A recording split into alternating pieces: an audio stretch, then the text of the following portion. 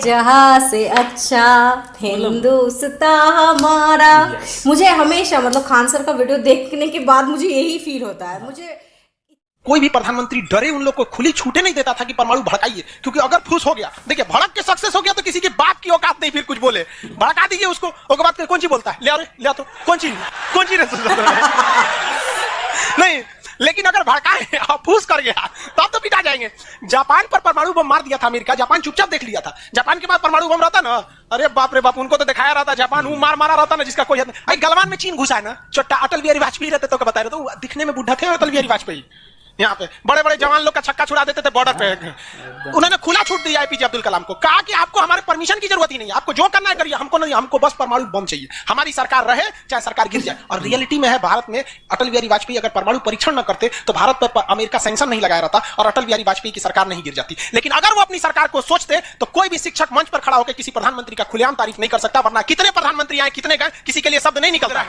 1974 में इंदिरा गांधी ने डिसाइड किया कि हमें क्या बनाना है, परमाणु बम बनाना है। कब डिसाइड किया इन्होंने? 1974 में। बट उस समय हम लोग उतना डेवलप नहीं थे, तो हम लोग यहां पर मई 1974 इन्होंने पोखरण में परमाणु परीक्षण किया, लेकिन गलती से वो उतना सक्सेस नहीं हुआ जितना होना चाहिए था। उस परीक्षण का जो नाम था, उसका नाम था स्माइलिंग बुद्धा। क्या नाम था? स्माइलिंग बुद्धा। तो हो गया बात वही, भड़कइबो किए लोग फूस दे करके रह गया पकड़ा गए हम लोग। अब अमेरिका हम लोग पे दबाव बना दिया। अमेरिका ने एक नियम बना दिया सीटीबीटी और CTBT, comprehensive test ban treaty. कोई भी व्यक्ति परमाणु बम का परीक्षण नहीं कर सकता है, और बैन लगा दिया, ना आपको जल पे परीक्षण करने देंगे, ना थल पर परीक्षण करने देंगे, ना हवा में परीक्षण करने देंगे, पूरा बैन लगा दिया। और एनएसजी बना दिया, national supplier group, nuclear supplier group, कि कोई भी देश भारत को मतलब यूरेनियम नहीं देगा। तो हम लोग पर यूरेनियम ही नहीं था, चोरी छुपे हम लोग यूरेनियम मंगाते भी तो सीटीबीटी था, परीक्षण करने नहीं देगा। भारत ना एनएसजी को माना है ना सीटीबीटी को माना है, और एनपीटी लगा दिया, न्यूक्लियर नॉन प्रोफिलरेशन ट्रीटी, नाभिकीय अप्रसार संधि की कोई भी देश दूसरे देश को मतलब टेक्नोलॉजी नहीं बेचेगा कि परमाणु बम बनता कैसे, मतलब साला चोट्टा चारों ओर से घेर दिया। कभी कभी गरिया देते हैं यार क्या हम मशीन थोड़े हैं कि जो सेट कर दिए वही बोलेंगे।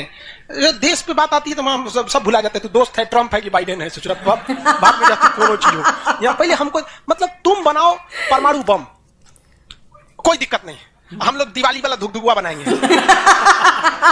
मतलब एनपीटी क्या कहता है? न्यूक्लियर नॉन प्रोफिलरेशन ट्रीटी, नाभिकीय अप्रसार संधि, कि कोई देश दूसरे देश को परमाणु टेक्नोलॉजी नहीं देगा। एनएसजी, कोई देश मतलब बिना परमिशन, एनएसजी के बिना मीटिंग के मतलब यूरेनियम सप्लाई नहीं करेगा, और यूरेनियम उसी को सप्लाई करेगा जिसने सीटीबीटी पर साइन किया कि हम परमाणु बम का परीक्षण नहीं करेंगे।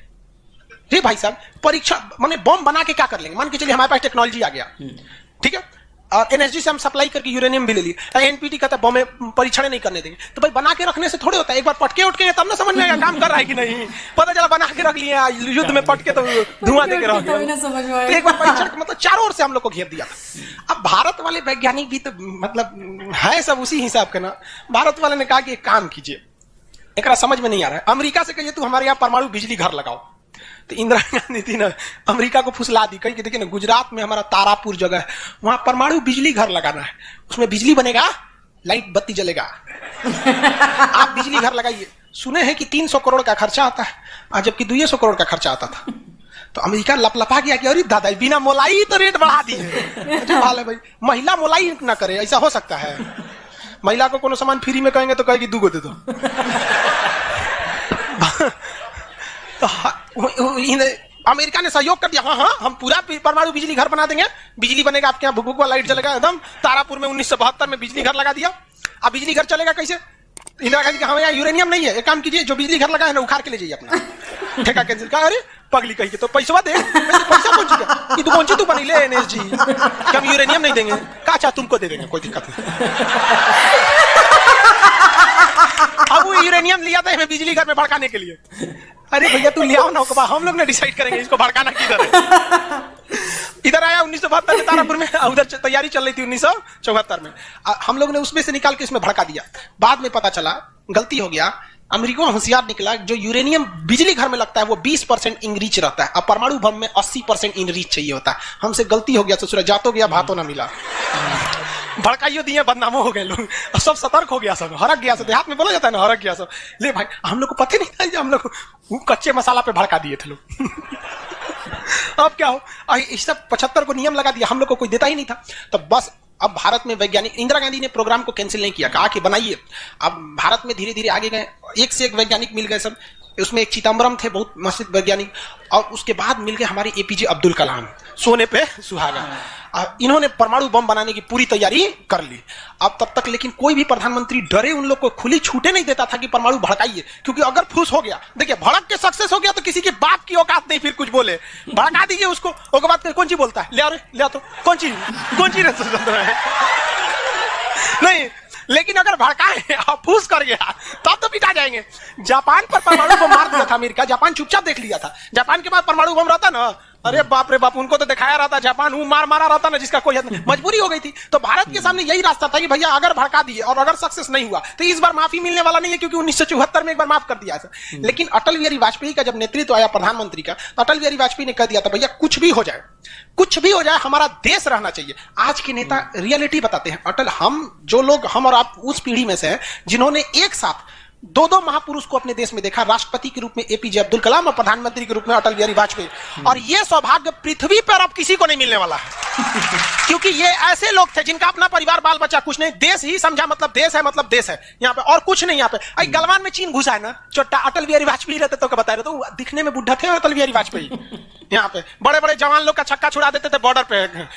उन्होंने खुला छूट दिया एपीजे अब्दुल कलाम को, कहा कि आपको हमारे परमिशन की जरूरत ही नहीं है, आपको जो करना है करिए, हमको नहीं, हमको बस परमाणु बम चाहिए, हमारी सरकार रहे चाहे सरकार गिर जाए। और रियलिटी में है, भारत में अटल बिहारी वाजपेयी अगर परमाणु परीक्षण न करते तो भारत पर अमेरिका सैंक्शन नहीं लगाया रहता और अटल बिहारी वाजपेयी की सरकार नहीं गिर जाती। लेकिन अगर वो अपनी सरकार को सोचते तो कोई भी शिक्षक मंच पर खड़ा होकर किसी प्रधानमंत्री का खुलेआम तारीफ नहीं कर सकता, वरना कितने प्रधानमंत्री आए कितने गए किसी के लिए शब्द नहीं निकलता है।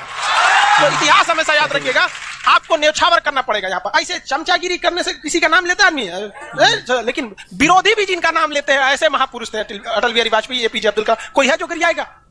हाँ, उससे अपने बेचारा शर्मा जाएगा, किसको बोले। उन्होंने खुला छूट दिया और कहा कि जो करना है करिए। एपीजे अब्दुल कलाम कहे ठीक है, लेकिन अमेरिका को पता चल गया कि एपीजे अब्दुल कलाम चल गया वहां, ये पक्का सफल कर देगा, तो उसने उसके ऊपर ना सैटेलाइट छोड़ दिया। अमेरिका से सैटेलाइट छोड़ा और भारत के ऊपर निगरानी करने के लिए।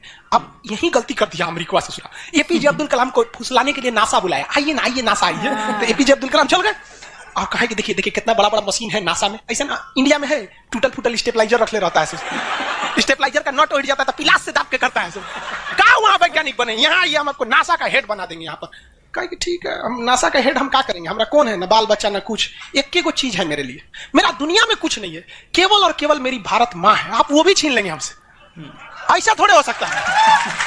उन्होंने कहा नहीं, और यहीं से थोड़ा उससे गलती हो गया। वहीं पर उन्होंने देख लिया था कि अमेरिका ने भारत के ऊपर क्या लगा रखा है, सैटेलाइट मॉनिटरिंग के लिए, और वहां पे उसने अमेरिका की सबसे बड़ी गलती हो गई। यहां आने के बाद उन्होंने बता दिया, देख भैया हम जो काम कर रहे हैं ना, सारा अमेरिका क्या कर रहा है, सैटेलाइट से देख रहा है। तो सब वैज्ञानिक का ले भड़काने से पहले तैयारी करना पड़ता है 1.5-2 महीना की। अब क्या किया जाए, तो कहा कि देखो भाई, इस अमेरिका का जो सैटेलाइट जाता है ना, दोबारा घूम के आने में ना लगभग 1-1.5 घंटा का गैप हो जाता है। इसी बीच में जो करना है करो। कहा कि 1.5 घंटा में कौन सी करेंगे। तो अटल बिहारी वाजपेयी ने खुला छूट दिया था किसको, एपीजे अब्दुल कलाम। एपीजे अब्दुल कलाम ने कह दिया ना कि एक काम कीजिए, ऐलान कर दीजिए कि यहां मिलिट्री एक्सरसाइज होने जा रहा है, सेना यहां युद्ध अभ्यास करेगी, कैसे युद्ध लिया जाता है, एकदम ओरिजिनल युद्ध का मैदान। अब युद्ध में कहीं घर बन रहा है तो कोई पूछ रहा है काहे लिए बन रहा है, इसी पे जो बम मार के प्रैक्टिस करेंगे। घर नहीं बन रहा था, वो इसलिए बन रहा था कि परमाणु बम कितना खतरनाक होगा। लोगों को लगा कि फौज इस पे मार के देखेगी कितना तबाही मचा रहा है। भाई साहब बकलोल, वो तैयारी अब्दुल कलाम ने करवा रहे थे कि जब फोड़ेंगे तो देखेंगे घरवा उधिया रहा है कि नहीं। तो लोगों को लगा मिलिट्री एक्सरसाइज कर रही है, सब चीज काम हो गया। लेकिन अमेरिका को कहीं ना कहीं भनक लग गया, क्योंकि हर घर में सतयुग से कलयुग तक साले विभीषण हर जगह मिलते हैं। एकदम भारत में कोनो जाके कह दिया वहां पर तो भनक लग गया। तो अमेरिका ने उस सैटेलाइट की टाइमिंग घटा दी। अब जो घंटों का गैप रहता था वो चंद मिनटों का गैप रह गया, 20-20 मिनट का गैप रहता था। लेकिन इन लोगों ने अपना काम निपटा के रख दिया था। लेकिन समस्या ये थी ना कि सब चीज तो बन के रेडी हो गया, हर चीज रेडी हो गया, लेकिन अगर परमाणु बम फोड़े और फूस करके रह गया तो समस्या यही थी। भड़क गया तो टेंशन ही नहीं था। तब क्या किया गया, सैटेलाइट हुआ तो रहेगा। तो अटल बिहारी वाजपेयी का पूरा छूट था, एपीजे अब्दुल कलाम को इनको टेंशन ही नहीं था। उन्होंने कह दिया अटल बिहारी वाजपेयी से कि काम करते हैं हम अब आ गया, हम मई में इसका बम फोड़ देंगे कोनो दिन में, 9 तारीख चाहे 11 तारीख कोनो दिन हम फोड़ देंगे। तो कहें कि भाई आपको जो करना है करिए ना, हमको मत बताइए, हमको बस परमाणु बम चाहिए, बाकी अमेरिका कौन सी करेगा हम देख लेंगे यहाँ पर। तो अटल बिहारी वाजपेयी से खुला छूट मिल गया। अब इन्होंने 9 मई 1998 डेट क्या कर दिया, डिसाइड कर दो दिन किया था, एक 9 मई को भी, फिर 11 मई को। पहले 11 मई 1998, शक्ति 98 कोड नाम था।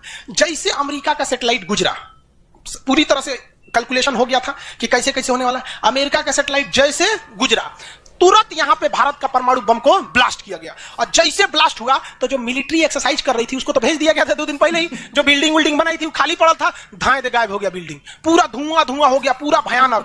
अब परमाणु बम क्या हो गया, लगभग सफल हो गया। वैज्ञानिकों को लग गया था सफल हो गया, लेकिन भाई अब ये फोड़े, अभी कैसे पता चल जाएगा सफल हो जाएगा? आप अंदाजे ना बता सकते कि भाई इतना तबाही एक अच्छा ही बम ला सकता है। लेकिन तब तक सैटेलाइट उसका घूम के आ रहा था और पकड़ लेता तब क्या होता? मान के चलिए पकड़ लेता, अब पता चला कि सफल ही नहीं हुआ, खाली धुआं कर दिया, गड़बड़ हो गया। तुरंत अटल बिहारी वाजपेयी को फोन किए एपीजे अब्दुल कलाम कि तुरंत आप मौसम विभाग को कहिए कि राजस्थान में भयानक तूफान आया है, कोई नहीं जाएगा। अटल बिहारी वाजपेयी ने तुरंत घोषणा करा दी, राजस्थान के लोग अपने घर में रहे, बहुत भयानक तूफान आया है। अब उसका सैटेलाइट आ रहा है, देख रहा है धुआं धुआं हुआ है, तुरंत मैसेज भेजा नासा में, धुआं हो गया यहाँ पे। कहीं मतलब धुआं हुआ, तूफान आया हुआ, तूफान आया है। वहां से चला गया, तो परीक्षण देखा गया, एकदम सक्सेस, अब टेंशन नहीं है, एक और फोड़ दो, 2 को फोड़ दिया गया, पूरी तरह से सक्सेस हो गया। और ससुरा अमेरिका को अभी तक पता है कि वहां तूफान आया है, अरे वहां दूसरा तूफान आया है। अब भारत में कुछ भी कहिए तो डर लगता है, अमेरिका बहुत खतरनाक देश है। आज हम लोग भले शक्तिशाली हो, 1998 में हम लोग को पाकिस्तान आके दिखा देता था, 99 की करगिल वार याद कीजिए। आज हम लोग बहुत आगे निकल गए, लेकिन उस समय बहुत पीछे थे हम लोग। अब डर तो था ही। अब भारत के प्रधानमंत्री सब राष्ट्रपति सुपुकाइल थे, अमेरिका क्या करेगा, ओके पते नहीं। 9 तारीख बीत गया, 10 तारीख बीत गया, पता ही नहीं चला अमेरिका को। अटल बिहारी वाजपेयी अब्दुल कलाम से पूछे कि महाराज तो सोचा कुछ सुगबुगाइए नहीं रहा है, तो करे ओकरा पते ना चलल। एक काम करते हैं, आप धड़ल्ले से फोड़ देते हैं, क्या फायदा है हम? तो फिर 11 मई को 3 गो और फोड़ दिए, 2 गो गायब करके। जैसे परमाणु बम निकला, धाम से फोड़े, पता ही नहीं चला दूसरा। लेकिन भाई धड़ाधड़ 5 गो फोड़ दीजिएगा तो पता चल जाएगा कि नहीं पता चल। ये डाउट हो गया पाकिस्तान को, जनते का है। हम लोग फोड़ रहे थे यहाँ पे, अब भूकंप आ रहा था यहाँ, फोन किया को कि पकड़लवा, 3 दिन उठ लो, फोड़ दिया परमाणु बम। अमेरिका से माथा फोड़ रहा है अपना, कह रहा है कि अब क्या करें हम यहाँ। नासा वालों को गरियाया कि चोट्टा कहीं का, तू लोग को सैटेलाइट लगाओ, आई लगाओ वहां पे। कौन सी देख रहा था लोग वहां पे? हम तो बोलबे किए थे कि उधर दुका उठा था, अपने तो बोल रहे थे कि आंधी उठा ले वहां पे। अमेरिका आग बबूला हो गया, और तुरंत अमेरिका का प्रतिक्रिया आया कि भारत को इसका बहुत भारी कीमत चुकानी पड़ेगी। तो भाई जिसकी कीमत भारी ना हो उसे चुकाने में मजा किया। और अमेरिका ने खुलेआम भारत को ललकार दिया कि अमेरिका कभी भी इस बात को स्वीकार नहीं करेगा कि भारत एक परमाणु संपन्न देश है। भारत को कभी भी अमेरिका इस बात की मान्यता नहीं देगा। अटल बिहारी वाजपेयी ने भी कॉन्फ्रेंस तुरंत मीडिया के सामने आए और कहे कि जो चीज हमारे पास है उसके लिए हमें किसी के प्रमाण की कोई आवश्यकता नहीं है। और जिस देश को यह लगता है कि हमारे पास परमाणु बम नहीं है या जिन देश को हम पर शक है वो आ जाना युद्ध के मैदान में बताएंगे। अब पूरी तरह तबाह हो गया यहाँ पे। अब अमेरिका माथा पीटते रह गया। अमेरिका ने आदेश दिया अपनी सेना को कि तैयार रहो। अटल बिहारी वाजपेयी ने आदेश दिया अब्दुल कलाम को कि जो बम बनाए हैं ना 2-4 को फोटोकॉपी उसका रेडी रखे। फोटोकॉपी मतलब उसका बना के रेडी रखे, क्योंकि सेना की लड़ाई में भाई आर्मी टू आर्मी बहुत दिक्कत हो जाएगा। एडवांस है वो बहुत। आज के वक्त में भी हमारा हथियार वहीं से खरीद किया था। भारत ने भी डिसाइड कर लिया कि जो होगा आपकी परमाणु बम से होगा। अमेरिका भी डर गया कि ना भाई इससे लड़ना ठीक नहीं है। पाकिस्तान वो बम बना के रख ले था, डरे नहीं फोड़ रहा था वो। 1 हफ्ता तक देखा कि भारत को क्या हो रहा है, क्या हो रहा है। देखा कि कुछ नहीं हुआ, इहो चुप पे फोड़ दिया। अमेरिका एकदम ककुआ गया, एकदम करे चट्टा कहीं तू क्या फोड़ा रे। पाकिस्तान में झाड़ दिया अमेरिका को कि हमरे बोलेंगे कमजोर जान के, हैं फोड़ ले आपके आप भाई तेरा नहीं बोलेंगे, हम कमजोर है तो हमरा बोल देंगे। एक काम कीजिए आप भारत को जो सजा दीजिएगा हम भी वही सजा देंगे। हमरे पे खेल गया, हम ही लोग पे खेल गया पाकिस्तान। अब भाई अमेरिका टेंशन में आ गया। अमेरिका ने भारत पर एम्बार्गो और प्रतिबंध लगा दिया। जैसे अभी सऊदी अरब पर प्रतिबंध लगा दिया, कल के वीडियो में बताए थे, सऊदी अरब का डस्टबिन बना दिया वहां के। तो वहां पर अमेरिका ने भारत पर प्रतिबंध लगा दिया। कोई देश भारत से सामान नहीं खरीदेगा। जो जो चीज जरूरत की थी सब चीज पर बैन लगा दिया। भारत की अर्थव्यवस्था डूब गई, पाकिस्तान की भी अर्थव्यवस्था डूब गई, लेकिन भारत को बचा लिया भारत के 55 लाख कुशल कारीगर जो विदेशों में काम करते हैं। आप प्रतिबंध लगाइएगा भी तो पूरी दुनिया का कारखाने ठप हो जाएंगे, क्योंकि हर जगह भारत के वहां वर्कर काम करते हैं। और अमेरिका या सीबीएसई वाले जो वर्कर होते हैं वो स्पेशलिस्ट होते हैं। पेंट मारता है तो पेंटे मारेगा। भारत का मिस्त्री मल्टी टैलेंटेड होता है। पेंट मार रहा है उसको काटी ठोक दो तो बिजली वाला काम कर दे तो हाँ तार खींच देते हैं। ये सही है। मल्टी टैलेंटेड होता है और काम भी बहुत ज्यादा करता है। काम हम जब 5 बजे कर देगा तो आदमी को अच्छा बोरा नीचे उतार दो, तो ये सब बड़ी काम कर देता है, मेहनती होता है सर, कोई दिक्कत नहीं है उन सब में। खाना नहीं भी है तो कोई दिक्कत नहीं, निकालेगा तो खई नहीं है, चालू। तो पूरी दुनिया से भारत को पैसे आ रहे थे, पूरी दुनिया भारत में क्या, भारत के हजारों वर्कर लाखों काम कर रहे थे, भारत में पैसा आ रहा था, तो हमारी अर्थव्यवस्था पे उतना भयानक प्रभाव नहीं पड़ा। लेकिन पाकिस्तान की अर्थव्यवस्था तबाह हो गई। इसकी यहाँ के कोई वर्कर को ले भी नहीं जाता है। अरे छोटा कम मार करेगा कोई, ठीक है नहीं है यहाँ पर। ये सब इतने बड़े बैल होते हैं पाकिस्तान वाला। अगर पाकिस्तान की एक मोहल्ला से 5 आदमी विदेश गया है ना, वहां अच्छा से हंसी खेसी से ड्यूटी कर रहा है, अगर उसके परिवार में यहाँ झगड़ा होगा ना तू दोनों हुआ झगड़ा कर लेगा सर। तो अब्बा काहे मर लो हमारी खाला को। पूरी तरह से बर्बाद हो गई। अब पाकिस्तान के साथ अजीब सी दिक्कत था, अमेरिका अर्थव्यवस्था बर्बाद कर दी। लेकिन पाकिस्तान भाई साहब, हरामियों में नोबेल पुरस्कार मिलता तो हर साल यही लाता। इसने कहा कि एक काम करते हैं, अमेरिका ने हमको ऐसा बर्बाद किया है कि परमाणु बम होने के बावजूद हम तड़प के रह जा रहे हैं, हम भी अमेरिका को तड़पाएंगे। यह कहता है ना कि हम किसी से खरीद नहीं सकते हैं, व्यापार नहीं कर सकते, एक काम करते हैं हम परमाणु बमें बेचते हैं। सचरा उत्तरी कोरिया को बेच दिया, किंग जोंग पगला को देखे, उसका टेक्नोलॉजी पाकिस्तान दिया है, सद्दाम हुसैन को, ईरान को, सबको बेचने लगा। सारा थ्योरी ले आके देखता था कि देखिए ऐसे ऐसे परमाणु बम बनता है, लीजिए 20 करोड़ दीजिए जाइए। अब अगला हिसाब 1 महीना तो काटेगा आदमी, अगला हिसाब देखे। अमेरिका कर रहा है पाकिस्तान में छोटा क्या कर रहा है, क्या कर रहा है, मरे हम भूखे, मरे, आप प्रतिबंध हटा दीजिए नहीं तो हम इसको फेसबुक पे डाल देंगे।